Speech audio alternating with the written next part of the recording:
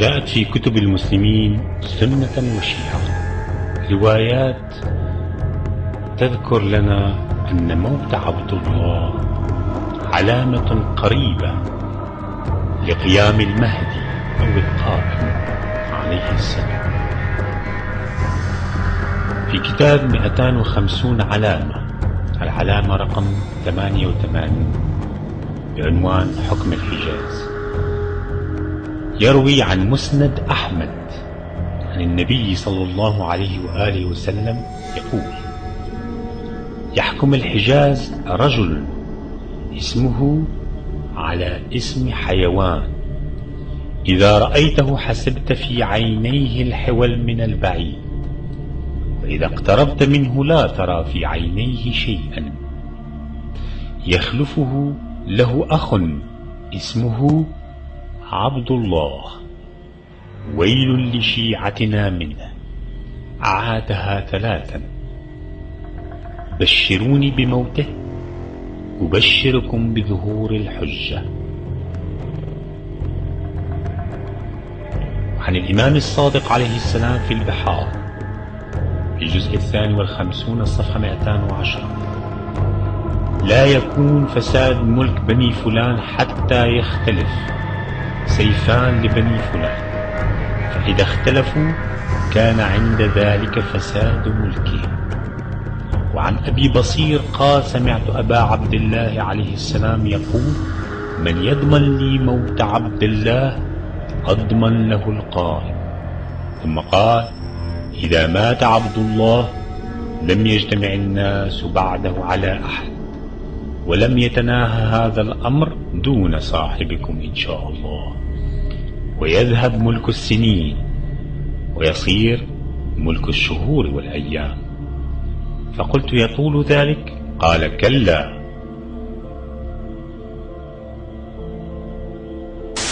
وكأنك سمو الأمير يعني توافق بأنك يعني تضع احتمال أن يحدث ما حدث في دول الجوار والدول الأبعد من احتجاجات، يمكن، أنا أقول يمكن بين قوسين، أن يحدث مثلها في المملكة العربية السعودية. ممكن؟ الله يجنبنا الشرور.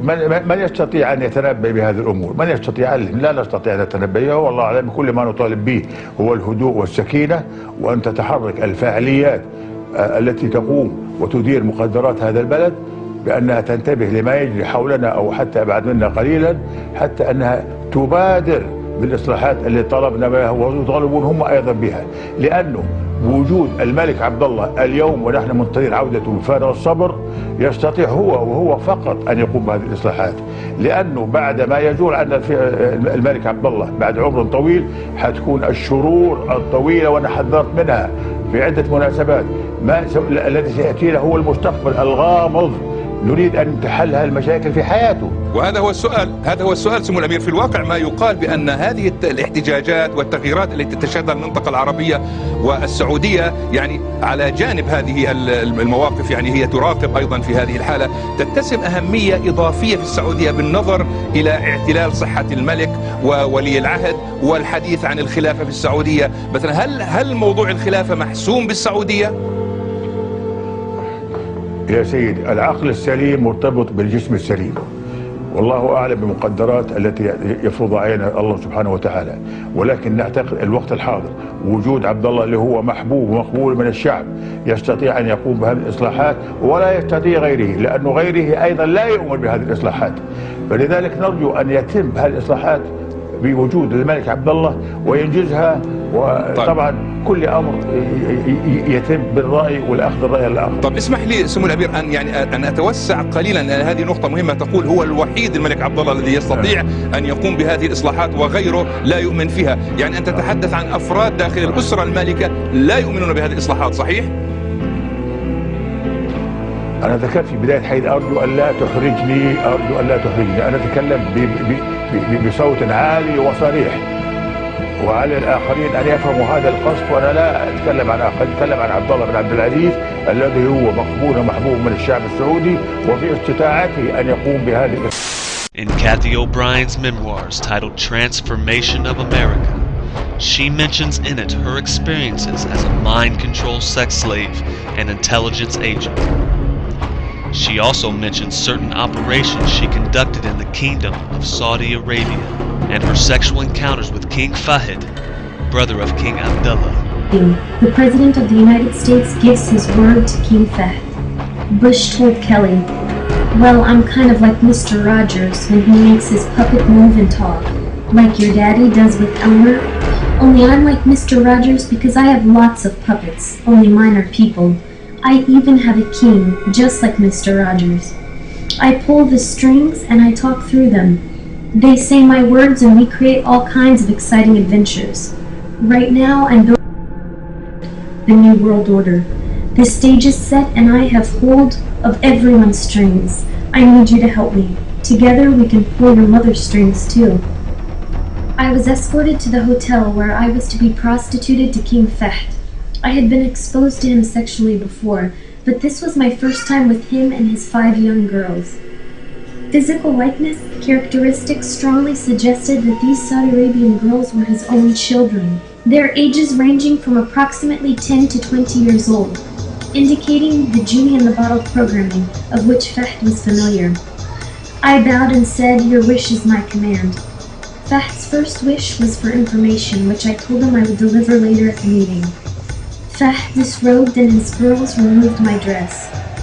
Then they prepared me as ordered by washing me with their tongues, while the youngest briefly performed oral sex on him. The girls were ordered aside while I proceeded to sexually gratify Fahd according to his instruction and those I had received earlier from Cheney and Bush.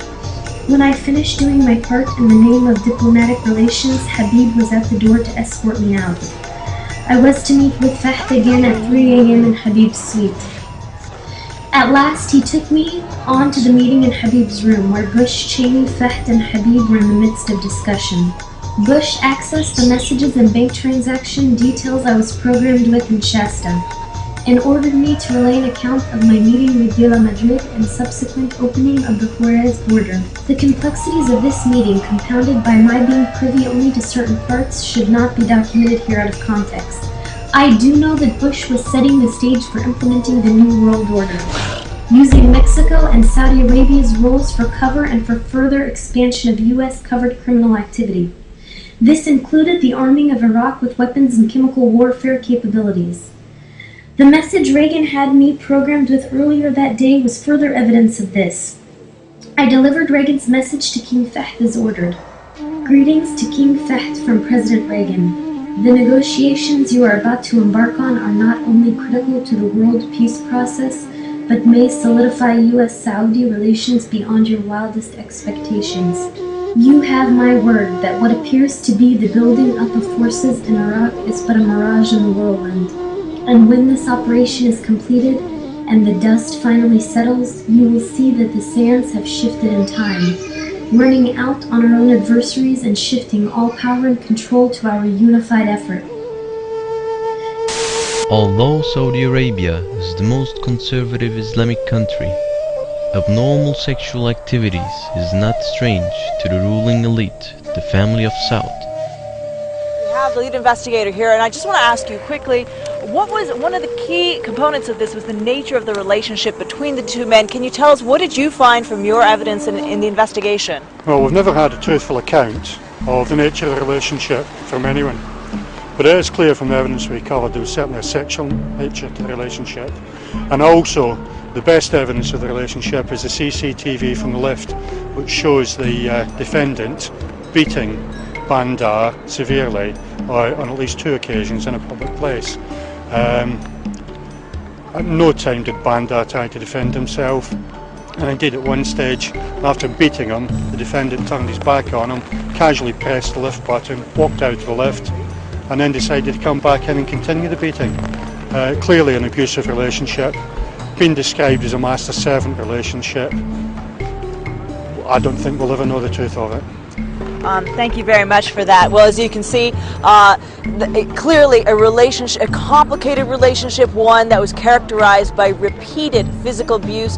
One prosecution witness describing it as Bandar Abdelaziz treated like a slave by the Saudi prince. Clearly the jury agreed with all that. Took them only an hour and a half to deliver the verdict of guilty of murder. The defendant in this case, how does he figure in the Saudi royal family? Is he really a prince? He is a prince. We understand he is the nephew of the king, and so he is in the royal family. However, he had been traveling outside of Saudi Arabia for some time and had made repeated visits to London. Allowing the women to drive? المرأة هي أمي، هي أختي، هي بنتي، هي زوجتي. أنا مخلوق من المرأة، والمرأة مخلوقة من يعني الرجل. يعني عند الآن في يعني البادية ناس يعني يسوقون، لأن العادة رجالهم راحوا للشغل في يعني المدن، أصبحوا ما في عند حلالهم إلا النساء. أصبحت النساء تسوق وتروح وتجيب يعني كل ما تحتاجه من يعني المدن أو من المياه يعني لا فيه، لكن المدن ما صار فيها شيء. وهذا شيء يمكن يعني مع الزمن، مع الوقت. الصبر جميل. يوجد العديد من السلام والتحية على ابن عمنا الموقر. وعليكم السلام. قولوا للناس ليصوموا 3 أيام. وفي كتاب الممهدون للمهدي عن الإمام الباقر عليه السلام: يموت سفيه من آل فلان، يكون سبب موته أن ينكح خصيا فيقوم فيذبحه ويكتم موته 40 يوما، فإذا سارت الركبان في طلب الخصي لم يرجع أول من يخرج حتى يذهب ملكهم. الوصف المذكور في الروايات أليس وصفا يشبه فهد ملك السعودية؟ اسمه على اسم حيوان، وفي عينه الحول من بعيد وليس فيه شيء من القريب. وليس من السهل أن تجتمع هذه الصفات في شخص وقد حكم بعده أخوه عبد الله. فإذا كان كذلك فلم يبق من الرواية شيء سوى خبر موت عبد الله.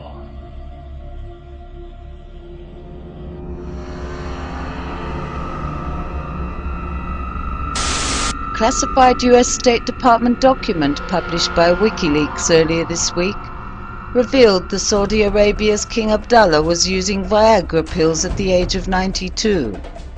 The document was a cable sent from the American Embassy in Riyadh in 2008 and stated the king was apparently 10 years older than previously assumed.